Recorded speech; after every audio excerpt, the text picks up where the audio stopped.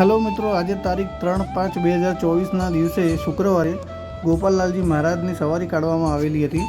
તેના કારણે ડાકોરવાસીઓને ગોપાલલાલજી મહારાજની સવારીના દર્શન કરવાનો અનેરો લાવો મળ્યો હતો અને આ પ્રસંગ નિમિત્તે ઘણા બધા ભાવિ ભક્તો પણ હાજર રહ્યા હતા અને તેમની સવારીનો અનેરો આનંદ લીધો હતો।